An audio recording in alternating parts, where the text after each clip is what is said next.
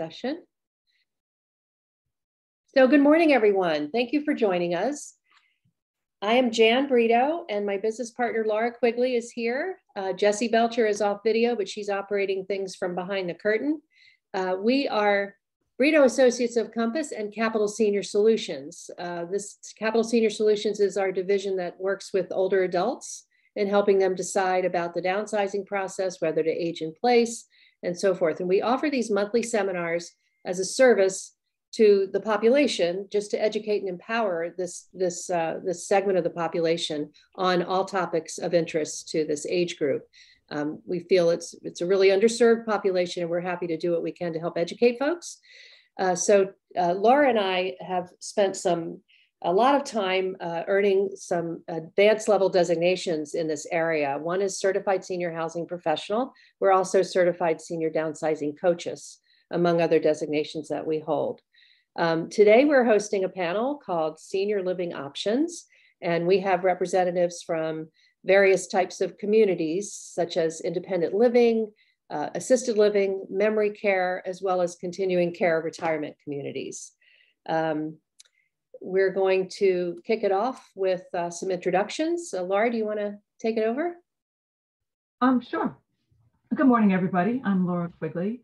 One of the reasons that Jan and I wanted to put this panel together is that, we're often out working with the senior demographic, mature clients who are thinking of making a move, and they may feel like their house is overwhelming, or maybe they're unsafe, but they get to this stumbling block. And the stumbling block is, where am I going to move? Like, I don't know, what are these places? I don't understand this. And so then they kind of come to a screeching halt. So I'm very appreciative today that we have local experts from different types of communities. And what we're going to do, we're going to start off and I'm going to have Jessie, we have a slide for each person to introduce them and let them tell them a little bit about themselves. And then from there, once everybody's been introduced, then we're going to, kind of come back into the Zoom format, and so we can all see each other and then really talk about the differences and what these communities are. So our first person is Kathy, and she's from Aspenwood Senior Living, which is an independent living community. So Kathy, do you want to introduce yourself? Hi, nice to meet y'all. My name is Kathy, as she said. I'm from Aspenwood, and we are an independent and assisted living community that allows people to live a carefree, leisurely lifestyle that has amenities included, such as food, extra help if needed, and transportation, housekeeping, so you really can live kind of your own best life. Kathy, what about a little bit about yourself? Well, I have been in senior living for almost 10 years now. Prior to that, I sold medical equipment, but I decided to transition into senior living because my dad had Parkinson's, and I watched his journey of what he needed to do and the assistance he needed as he became longer and further along in his Parkinson's disease journey. And it really just made me want to help people live their best lives and come to a senior community and hear what that's all about. All right, well, thank you. Our next panelist is Alyssa Wood, and she's from Brightview Senior Living, which is assisted living. And Alyssa, why don't you introduce yourself and tell us a little about yourself and Brightview?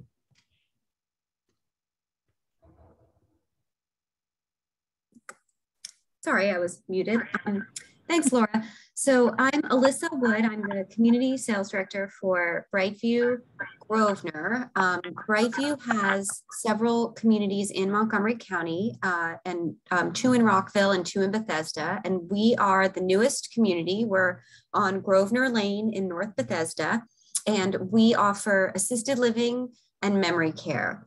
And we provide all the services that a person would need to live at this next phase in their lives while allowing them to be as independent as possible for as long as they can be.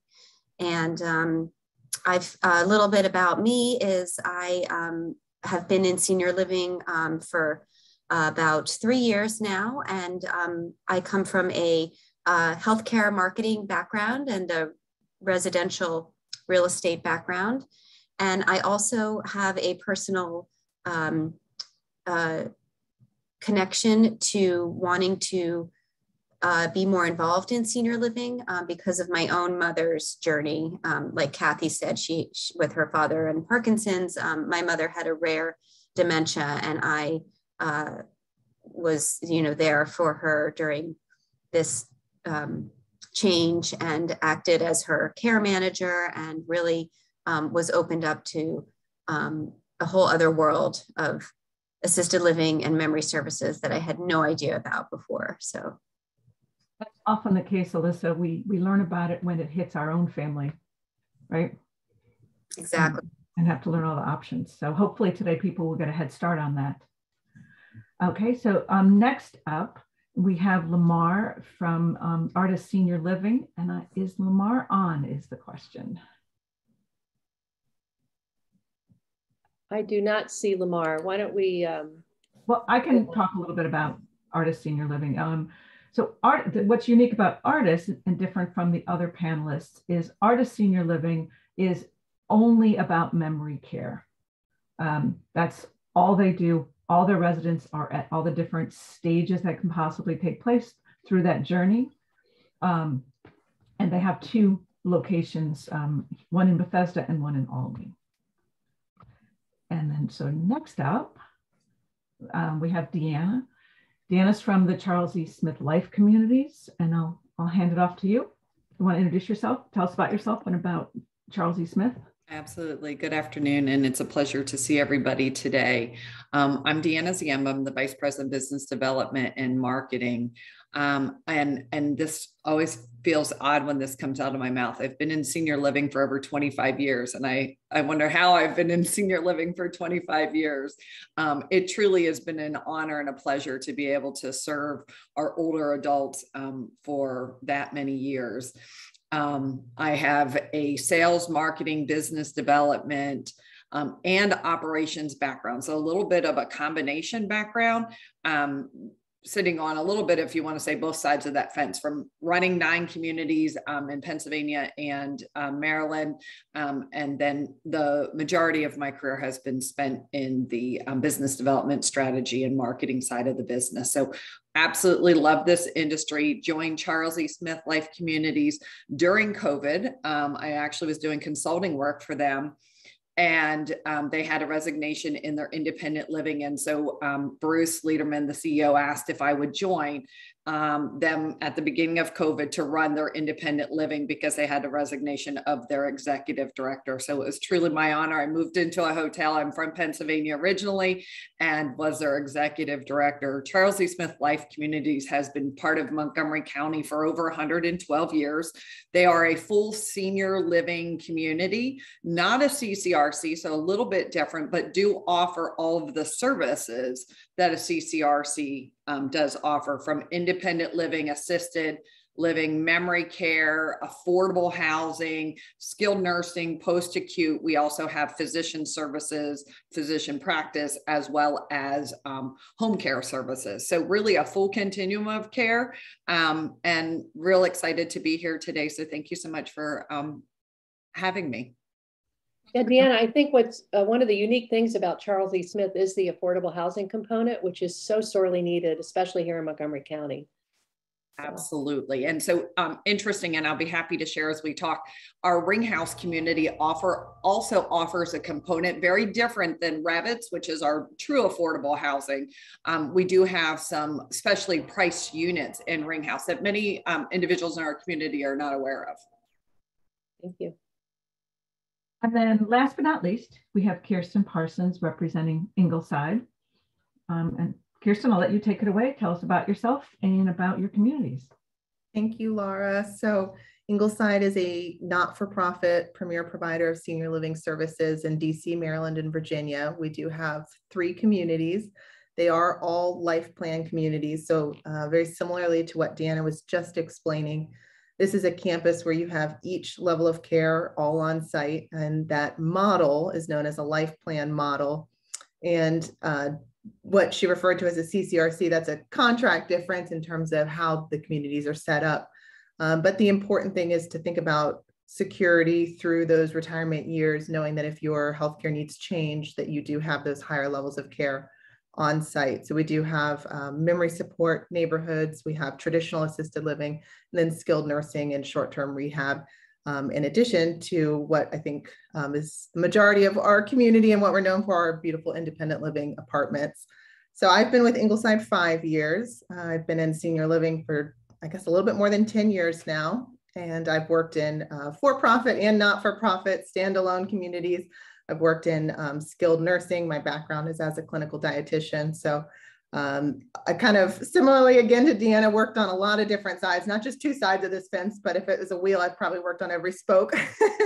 And I've enjoyed it and really been able to learn a lot about senior living and how to care for older adults as their needs change, which is exactly what I'm doing in my current role with Ingleside. I'm the director for healthcare sales. So specifically helping individuals who might have chosen not to move into a community at the independent stage, but are now looking at our retirement communities for a higher care need, so assisted living or memory support neighborhoods. Well, why don't we, Jesse, why don't we just go to stopping screen share so we can all see each other. Yeah. And it's hard. We're sorry, because like it'd be really great to be doing this in person and having the true panel experience. But unfortunately, we're just not quite there yet. Next month. Hopefully soon. Yeah. So I'll let Jan start and then I'll pick it up. How's that? Yeah, so let's start with the independent living communities. If you could each just describe what the features are of the communities, you know, meals, transportation, whatever you can share. Who wants to go first, Kirsten? Okay, I'll go. Okay. I'm gonna mute myself on the video because I'm also connected by phone because it was better audio. But anyway, independent living is basically you're living. I think I'm unmuted. Oh yeah, no, you're Can you fine. hear me? Yes. Okay. We can't see you, but we can hear you. Thing popped up to unmute, so I was like, okay. Anyway, independent living, you are by definition able to live on your own, but an independent living community will give you an extra level of service in that your meals are generally included in your apartment rent. Your housekeeping is included. Your transportation to physicians or other appointments are included in your apartment rent. Some communities give you a call system. We do. You have a pendant so that 24 hours a day you can call for nursing help if you need it. So that's, again, an added level of security and safety that allows you to be independent and just have extra services there so you can really just enjoy yourself, do the activities that are in the community. Through the pandemic, a lot of people struggled with social connections, but in a community like Aspenwood, you get that right there for you. There's always activities going on. We work hard with our residents to do things that they enjoy, not just what we think they'll enjoy. So there's a lot of interaction so that we make sure we're meeting our residents' needs. Thank you. So basically, independent living communities are very different from each other. They may or may not provide meals and transportation, and they're not licensed to provide medical care. So some of them may be able to assist you with arranging services to come in to the home. Alyssa, why don't we move to assisted living? Okay, so here in our community, we have assisted living apartments, and our community is set up to we take an all-inclusive approach to what a person will need when they move into assisted living. And we have different levels within that.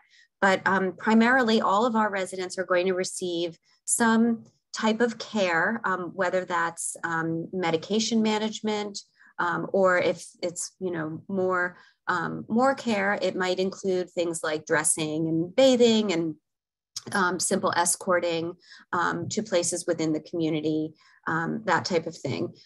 We really can assist with all levels of care, from very low level and more independent to very high level of care through our enhanced care offering.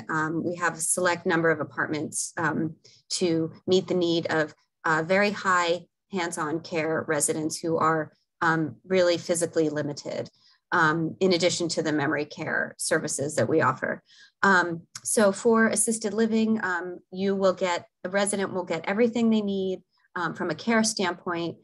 They also get many of the benefits of being in a community, socialization, activities, engaging programs, transportation, all 3 chef-prepared meals provided daily, snacks, beverages, a daily social happy hour is offered.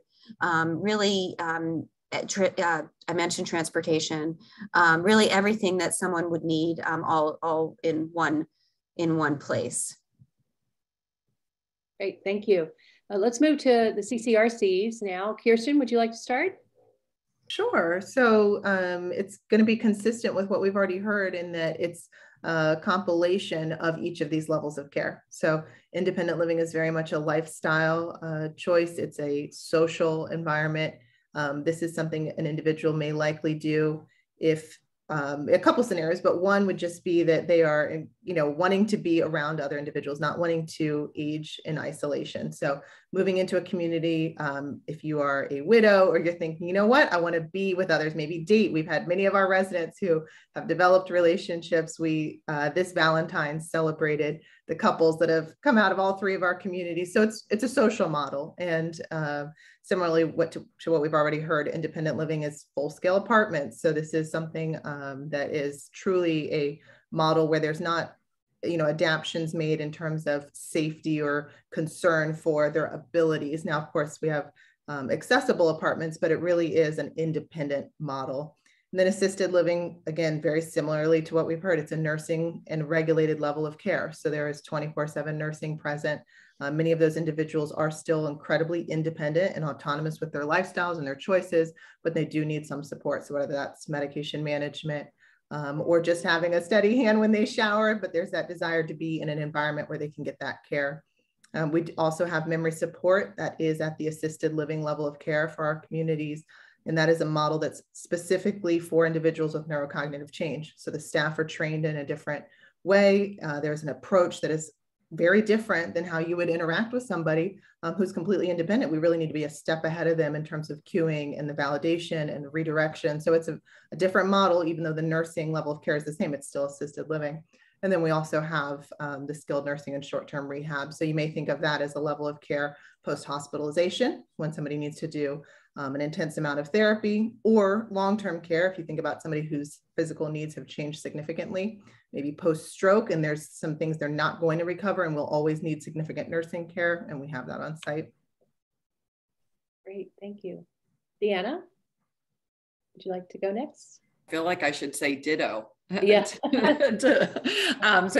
everything, everything that everybody said, I mean, from independent living to skilled nursing, I think as Kirsten had said, there's just a difference in models and contracts and way individuals go into a CCRC, and at what level that they go in. But yes, starting at independent living, I always say you like to describe that kind of, I think that it's been compared to the cruise ship model, which is you are living your best life without the needs of, doing housekeeping, doing your landscaping, any of those types of things. You get to just enjoy the best life that you can.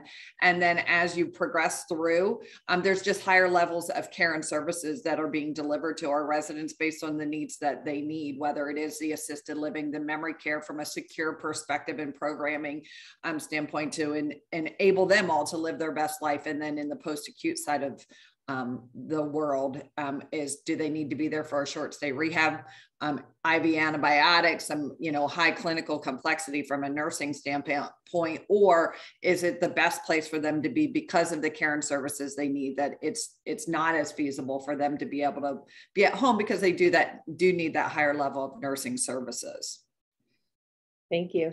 So now let's talk about how to apply, what people can expect to pay for the various types of community, and how long does it take? So Kathy, let's start with you, if you don't mind. Okay, I'm muting myself. Generally, the least expensive in Montgomery County, and it varies by area, but our apartments start at about $3,600 a month for a studio, and go up to about $4,600 for a 2-bedroom, 2-bath. We have studios, 1-bedrooms. 1-bedrooms run around $3,800 a month, and these are all independent living prices. Okay, thank you. There is a community fee. I'm sorry, I shouldn't skip that. Oh, yeah. The community fee is a one-time payment that is $4,000, and that goes towards the turnover of the apartments, the upkeep of the community, and the paperwork involved in greeting a new resident. So just to clarify, so the $3,600 a month, so this is basically like a rental model, like they're paying the community fee. Correct. And they pay a monthly. So do they have to sign like a lease for a period of time, or do they come in and pay as they go, and as things progress, so they may have to? There's a one-year contract. Okay. That allows you to live there for a year and lock that price in. You can give notice at any time. It's a 60-day notice in independent living. Thank you. All right, great. Let's go to assisted living next, Alyssa.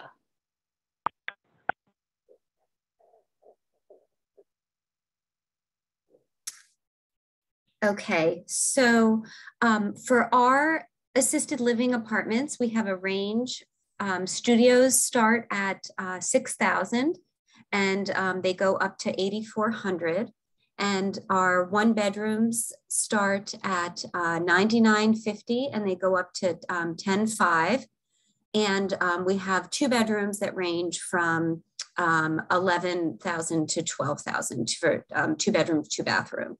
And our pricing includes, it's an inclusive pricing model. So it does include a level of care, and it includes everything else that a resident would need to live safely and comfortably and happily in our community.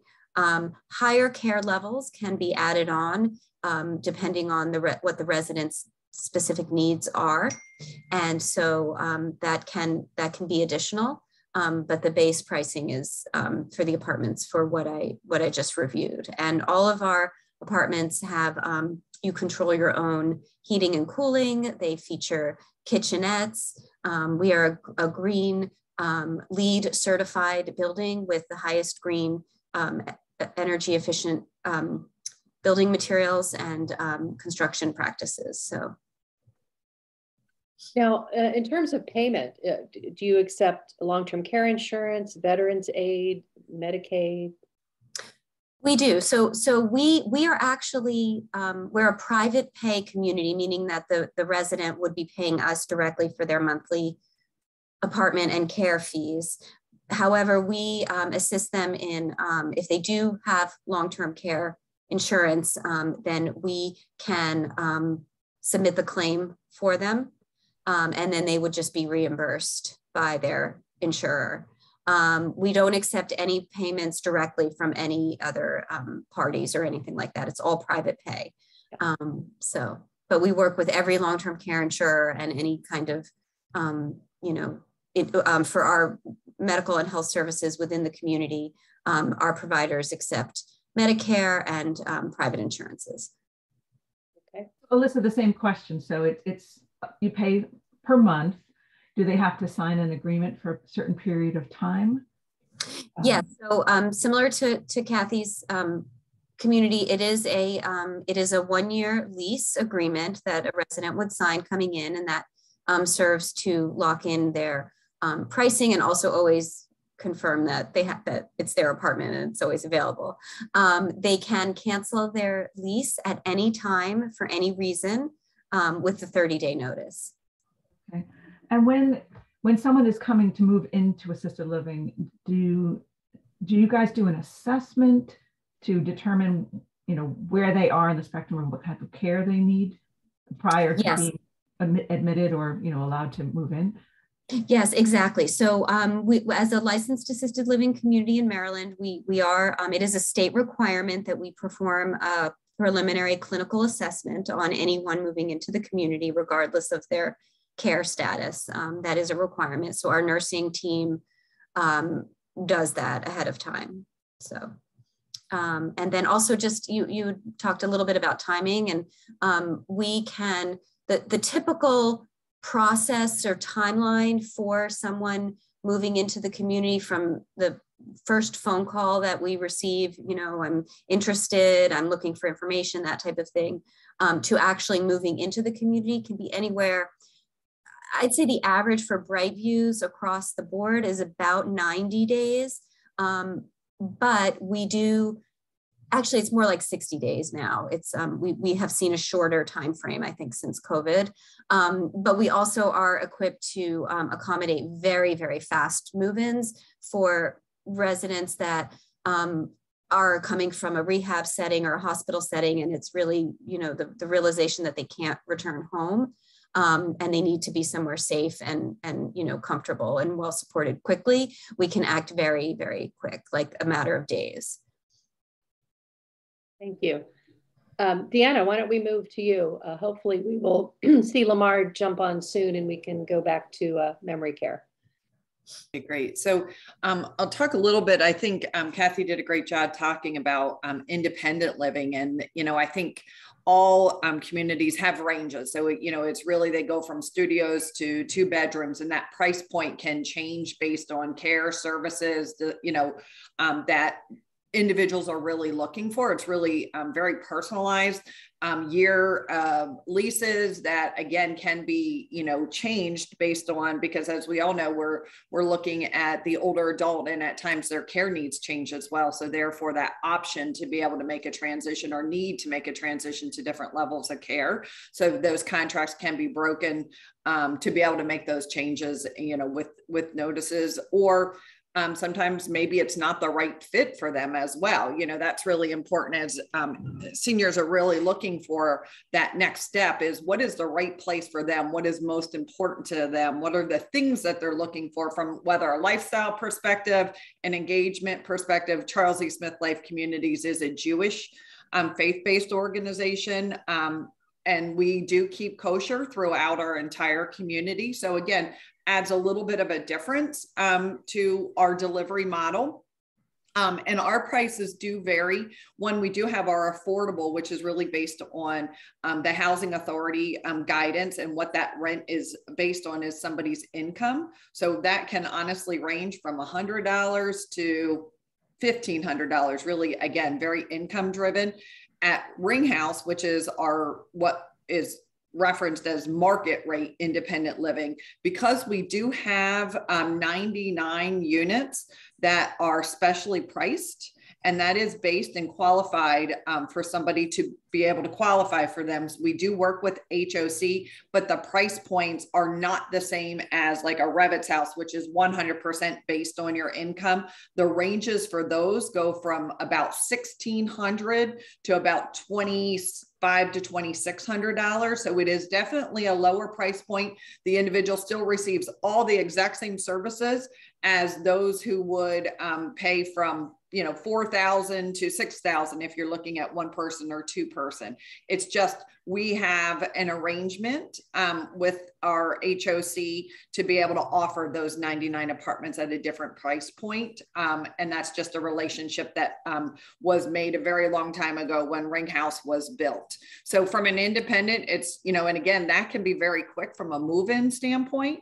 You know, we've got individuals who may look at a 3-month time frame to I'm ready to move right now, and they're moving in within 30 days. So it really does depend on the individual, and we're able to accommodate what's most important to them and how they would like to make that transition. I think as an industry, I'm going to go off the top of my head, the average from first phone call to move in is a little over 200 days to make that transition from for independent living specifically. That number drops significantly when you're looking at assisted or skilled nursing. Skilled nursing could be 24 hours to 8 hours, right? Where your assisted living is right around 53 to 70 days, depending on the individuals, what the national averages are running right now.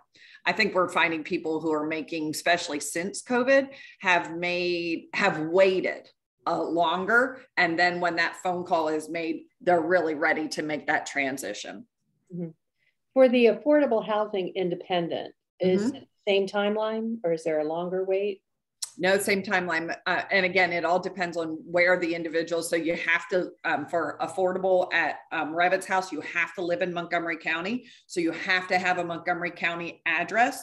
We do get that on times where there's family members who maybe live in Montgomery County, but the other, you know, the individual, let's say, lives in Frederick County. They actually need to have Montgomery County, and that will take a much longer process if they make that transition to Montgomery County and then have to go through the application process with HOC. Oh, that's good to know, because I have someone from North Carolina who might be a fit, but she'd have to obviously establish a residency here first. We don't have that same requirement at Ring House or specially priced or subsidized units.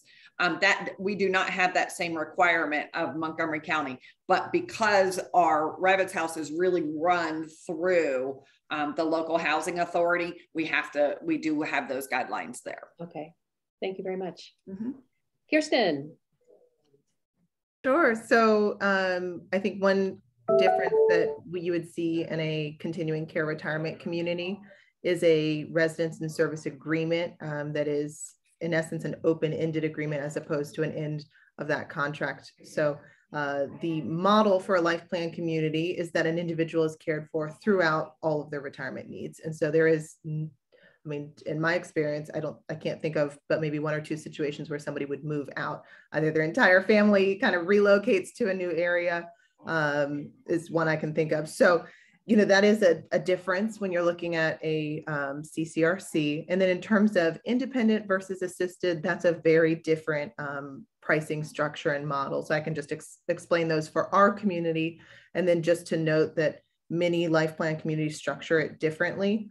So you can't take Ingleside's information and then kind of apply that to anywhere. And that would also be a nuance for CCRCs, is that they tend to be differing. So for us, we do have an entrance fee for independent living. That is a significant entrance fee, very similar to the value of an asset like a property. So you are releasing a property, for example, and then those resources are going to the entrance fee for the community. And then there's multiple different contract types. So a very popular one is the 90% refundable, meaning that that individual's estate would receive 90% of that entrance fee back. So it is, I mean, I think often we would hear, oh, you know, I don't have the resources for a CCRC community like Ingleside because I don't have $1 million to put down for an entrance fee. But recognizing if that's, you know, a property or, you know, some other retirement resource, that it's really in holding, and then 90% of that value is going back to the estate. So it is not a, you know, 100% in buy-in that you've lost those resources. We also offer a 50% refundable contract. And then some of our communities for some of the floor plans do offer a declining balance. So that allows somebody who may not have significant resources to still be able to get into the community with a specific type of entrance fee model that they would not get any back. So that would be a 0% refundable, but it's a much smaller entrance fee. So that's kind of the independent living model. And the idea is that so many of our residents are joining us at that juncture. We do have direct admission to assisted living. This is somebody typically who's a generation different in their season of life, right? So there's not this large entrance fee model to say, you're going to be enjoying our community and all these services for 20 years. I mean, this is similar to what Deanna was just saying. I mean, they've aged in place maybe, and then kind of at that 11th hour saying, you know what, I need these health services. So we do have direct admission to our higher levels of care, but there is not that entrance fee. So there's a community fee, and it differs at all three of our communities, but we're talking all of them less than $20,000 as opposed to these $1 million entrance fees that you may have heard of before. And then similarly to what we've heard from other participants on this call, the assisted living rates is an all-inclusive monthly rate, and then independent living, again, is a monthly rental that you're paying for that apartment that you are receiving services. So, you know, things like housekeeping and dining and all those things also included. Kirsten, when someone comes in through the independent model, you know, they the entrance fee model, and then they need more assistance, do they stay in the unit that they've started with, or do they end up, you know, moving through the community to a different type? That's really their choice, and it's largely driven by if they have their kind of their own cognitive abilities to make that differentiation, or if they need support with that. So if we're talking about somebody who does not have any neurocognitive change, they're experiencing physical changes and they need more nursing support, they can contract to bring those services in. We do have Ingleside at Home, which is our caregiver agency. So they can bring those services into their independent living apartment. Where we really see a need for a transition is once somebody experiences neurocognitive change and they are no longer safe in their independent setting, and they do need a different model and level of care. So at that point, they would release their independent living apartment, correct, and then move into to a more safe support apartment. Okay. But they don't have to like go in search of that because they're already in the CCRC. No, it's independent living social workers at each of our communities. So we do have, although it's not a regulated medical level of care, we do have these ancillary team members.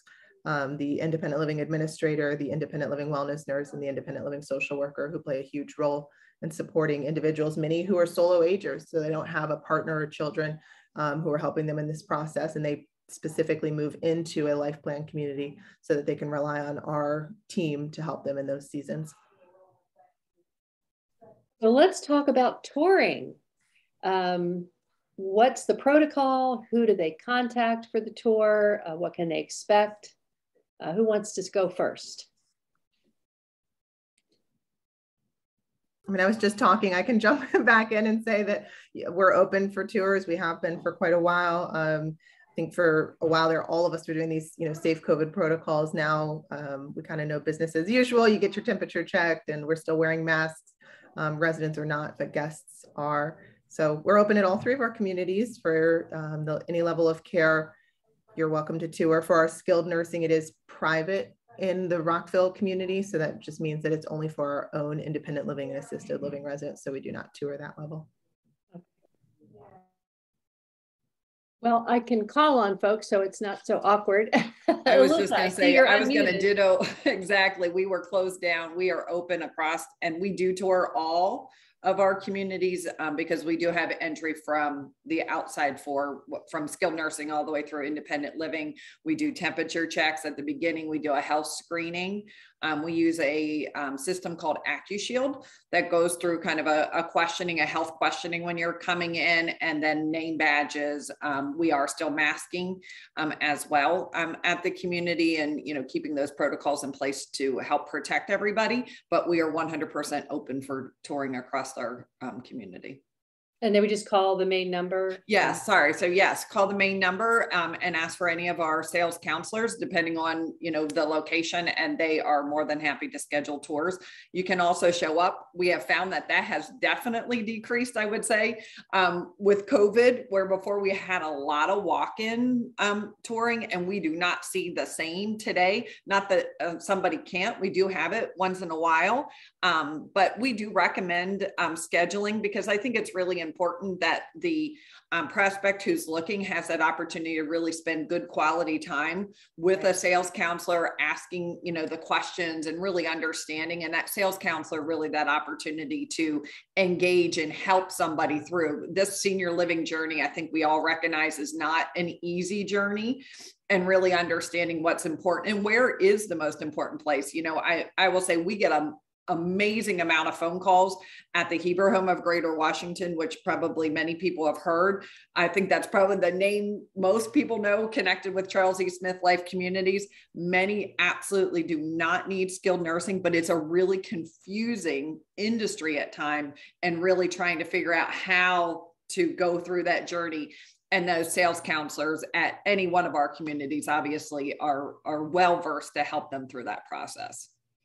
And that's interesting. I hadn't thought about walk-ins, and especially with COVID. Kirsten, do you get many walk-ins, or did you prior to COVID? I think so prior to COVID, absolutely. And then through COVID, not at all. I think most people were aware that even if they were welcome, it would be a shortened tour or whatnot.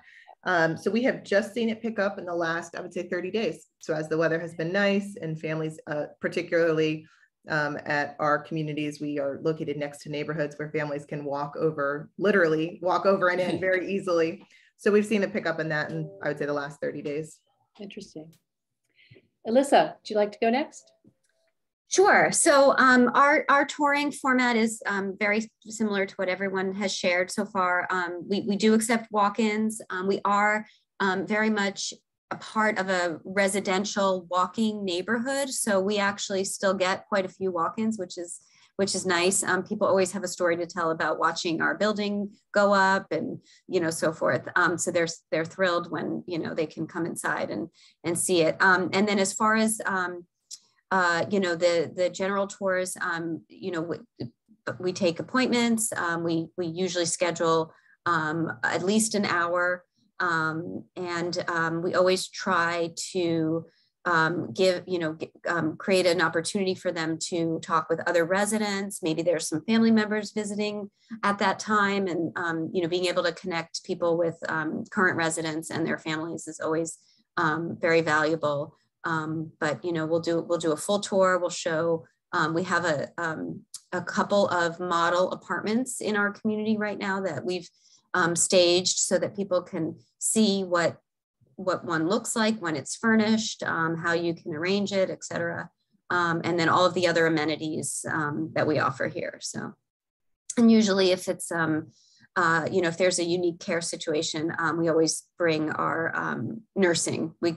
We set aside some time for them to meet our head of nursing, so. Okay, thank you. Kathy, that leaves you. Kathy still with us? Yeah, we can't hear you, Kathy, sorry.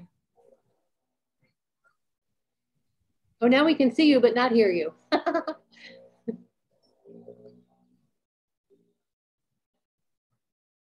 No, still can't hear you.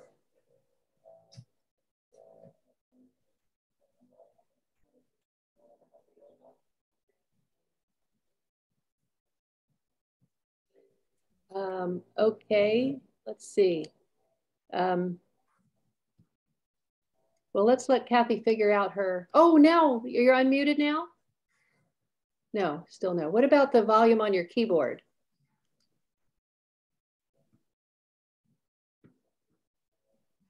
All right, well, we'll try to come back to Kathy. Laura? So I just have a couple of questions that come up when we're meeting with clients, and that is when they come on a tour, what are the questions they should be asking? And I know that's sort of an open-ended question, but what are the things that they're not going to see right away or be apparent to them? For example, Alyssa, you mentioned licensing. Is that an important question to know what level of license the community has in terms of the care that can be provided? I throw that out. So I think licensing is very specific. It usually doesn't come up because the people who are looking at our community are looking for assisted living, and we do get into detailed discussions about some of the differences between assisted living and skilled nursing, for example. But most of the folks who are seeking assisted living, don't need skilled nursing, so it's a little more straightforward. But some questions some sample questions, you know, are always like describe a day in the life of a resident. You know, how's the food? We always get asked, how's the food? You know, tell me, you know, typically how is the care? You know, how's your care administered? What does it look like? What does it look like for a caregiver? How many residents are they caring for? What's the, you know, kind of what are the shifts? How many people? How, you know, what, any COVID protocols? How does dining work? You know, I mean, the list goes, you know, on and on and on, but a lot of questions around care and medication management, you know, all of those things. How are your caregivers trained? What unique certifications, if any, do they have? Particularly that more so with memory care than with our assisted living caregivers. You know, how do you handle residents who are resistant and, you know, things like that. It's all, there's so many questions because everyone is so different, so. Laura, before you go on, I see that Kathy has rejoined from her phone. So let me see if I can ask her to unmute. And Kathy, can you, there we go. I am back. So, my computer just doesn't cooperate with sound. But anyway, I apologize. I forget what the question was now. It was about touring the community. What's the process? Oh, touring, same as everyone else. We are wide open, have been for probably a year now. We do the typical screening questions when you come in, and you just call. If you want to come in, call the front desk. They will transfer you to one of the sales counselors or myself.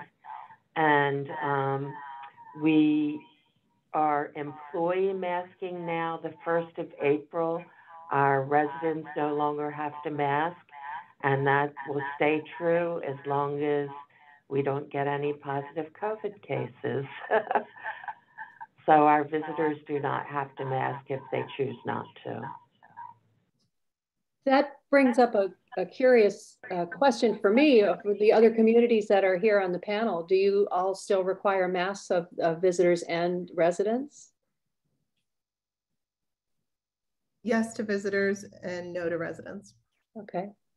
We have both right now, specifically in common areas. Okay. We have yes to visitors and no to residents, although we just reintroduced residents masking in common areas only. Okay. Anybody else have any thoughts on, like, what are some good questions that potential residents should ask when they come on a tour? So this is going to be on a little different side, and it's one of the things that I know we have been asked, and I think the question to come up, what types of services can somebody get in independent living to help them age in place? But I think the one question I think is really important for residents and or families to really ask is, what are those things that would spark or require somebody to transition to the next level of care? Because I think that's really important to understand through that journey, understand what does that really look like? Because again, I think there's a lot of similarities amongst organizations, but I think then there's also differences amongst organizations as it relates to what does that process potentially look like, and what are the drivers for somebody to transition into different levels of care throughout a community. I think that's really important. That's great, really Anna. And I would reiterate that anytime you're looking at a community that has multiple levels of care, I would say for us, you know, I think people come in assuming that they're themselves or their loved one is independent. And so just being very transparent, I would say if there are healthcare needs, what those are, so that we can support you in directing you to the right level of care. And if possible, avoiding unnecessary transitions within, you know, such a short time frame. So I would say just, you know, as you're working with families or counseling them, Jan and Laura, to just say, just be transparent if there is a health need, so that they have a very clear idea of what independent living does or doesn't provide, or what assisted living does or doesn't provide. And then on the flip side, if there are no healthcare needs and they're looking for a lifestyle community, talk to other residents and see, are these your people? Is this your culture? Are you going to be happy here? Because there's lots of different communities. And if you're truly independent, maybe you want to retire in a completely different state, you're California or Maine, so really, is this the area just because you lived and worked here? Is this where you want to retire? So thinking about it both ways. If it's a social, let that social question drive it. And if it's a medical need, be very transparent. Good advice. What I have seen is the client I'm working with doesn't really understand what they need either. So that's why I was asking Alyssa about the assessment, because they're fully independent, but are they? And it's to your point, Kirsten, you don't want them to come in at one level and very quickly have to move again or have to transition to something else. So it's good to know that you help figure that piece out for them. And if I can add, I think there's also a quality of life for that individual and where they are in the right place so they can really thrive. So, being in independent living, if somebody really is not independent, the lifestyle, the leisure, the dining, there's just not, they're not going to have the same quality of life unless they're in the right location. I think there's a big dignity side to that as well, as somebody has cognitive changes and their overall health conditions change. We want them to be really comfortable, their family to be comfortable and really thrive in the best place for them. And I think that goes back towards, are they safe? A lot of times families think their loved one is doing much better than they may medically be, because people tend to hide things, or even if they have memory decline, they're very good at social cues and will hide a lot of that. And if their families aren't seeing them frequently or for longer periods, they may not notice. So sometimes it takes an outsider to guide them what might be best. We want, as everyone has reiterated, what's best for that resident and where they're going to be most comfortable and safest. So at this point, I think we'd like to open it up for questions from the attendees. If anybody wants to unmute and ask, feel free to do so. Really appreciate all the panelists joining us today and sharing all the wonderful information about your communities. It's the big mystery out there, what's it all about? What does it cost? How do I get in? How long does it take? So we really appreciate this. And we have put everyone's contact information up on the screen if anyone would like to take a picture of that. We're also going to be popping the evaluation into the chat. So if you could take a moment to fill that out, that would be great. We'd also like to let you know about next month's seminar. It's on May 18th from 11 o'clock to 12:30. This one will be in person at Lakewood Country Club in Rockville. And we will have, it's called Decluttering Your Home. And we'll have a hoarding expert and junk hauler on the panel, as well as a professional organizer, a move manager, and an estate liquidator. So that's going to be a very interesting topic. And this is not, only for folks who are thinking that they need to move. This is also for folks that simply want to declutter and age in place. So spread the word, invite a friend. We'll be sending out invitations. Anybody haven't, let me see if there's any questions in the chat. Are there any questions that we haven't asked you guys that we should have, or that you think it's important information that you want us to discuss? Or it hasn't been said, but any of you who know me know that I say this: refer to a geriatric care manager if you're getting in over your head, and especially to Jan or Laura, if you are trying to help someone and it just seems like maybe this is a little bit messier than what you were anticipating. There are great professionals who know, I would say, just about all the resources in this area, and they can really help these families kind of sort it out, makes heads or tails, and then they can tour communities and start to look at the right level of care. It's not that any one of us sales counselors can't help them, but there are sometimes basic things like getting power of attorney in place and just lining up your ducks in a row that needs to happen before one of us can help them. So I would just offer that up since we haven't mentioned it already. Glad you brought that up, because I do have a client who her family insists that she needs to be in a community. She is adamantly against it. So how would I introduce a geriatric care manager to her without scaring her away or it being inappropriate? My recommendation would be a third neutral party that can help their family make heads and tails of the situation. I think supporting her independence and autonomy in this season, if she waits, it's very possible her children will make a decision that she didn't have a voice in.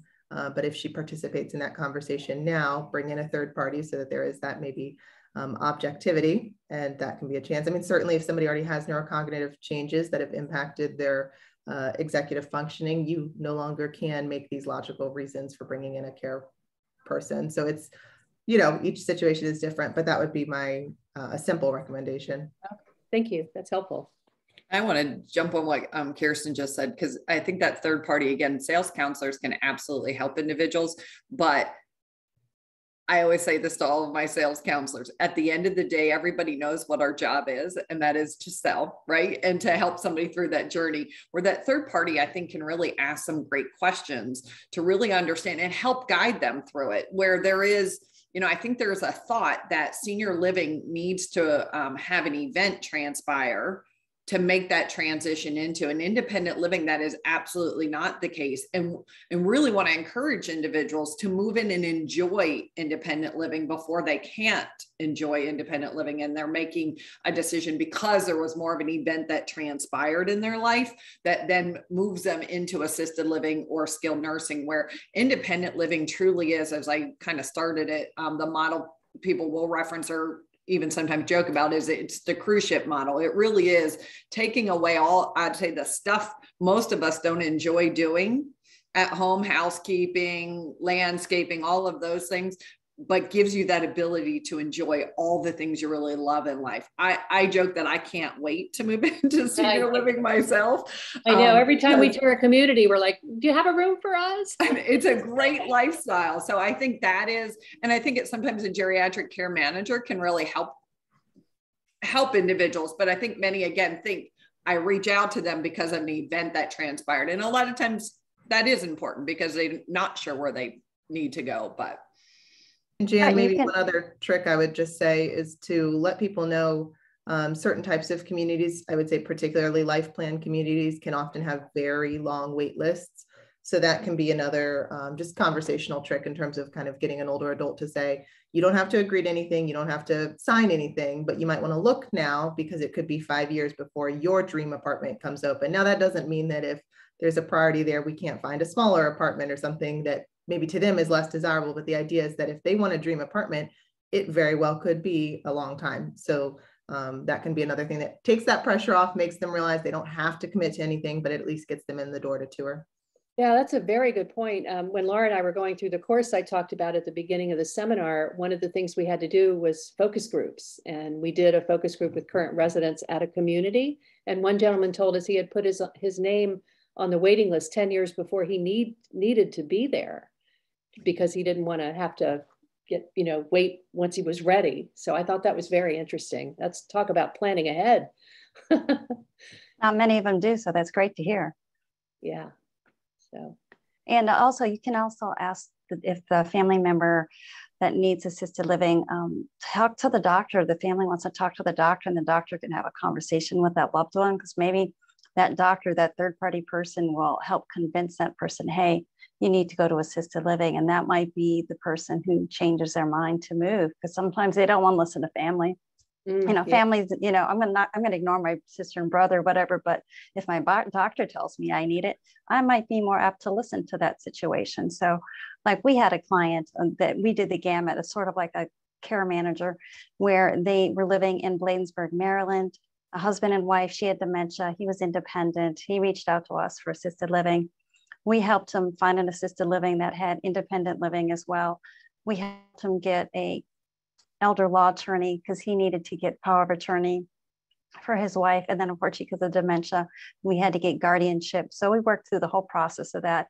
of getting a realtor to sell their home for cash to hiring move managers. So we do the whole gamut of seniors and helping them to find the right place for them. So geriatric care managers are great in the aspect of helping them with their actual physical care, meaning their health wise, but we also too do all of the other part of the care managing part of it, meaning we know elder law attorneys that can help in situations, whether it's Medicaid or they need a will power attorney, etc. So there are other options out there to help people.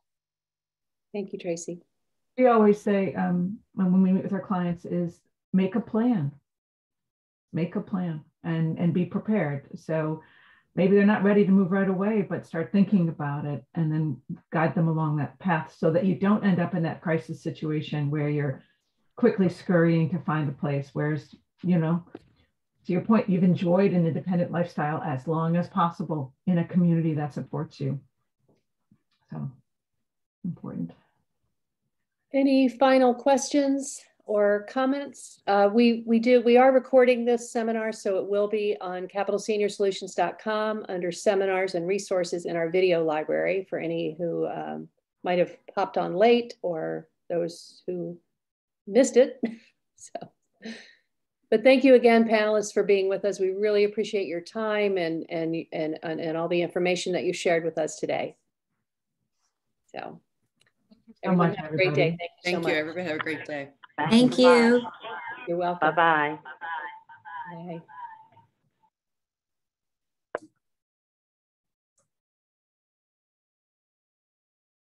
Bye. Louis, I don't know if you can still hear me, but I will email you the link to the video so you can watch that. I noticed you hopped on a bit late, but good to see you. Yeah, no, I apologize for being late. I had a slight overlap, well, more than a slight overlap with I had a meeting with my sister in England, so I hadn't spoken to her for a while. Oh, okay. Well, I will follow up with you after this and make sure you get a copy of the recording. Okay, thanks very much, Jan. You're welcome, Louis. Take care. Yeah, and you. Mm-hmm. Bye-bye. Bye.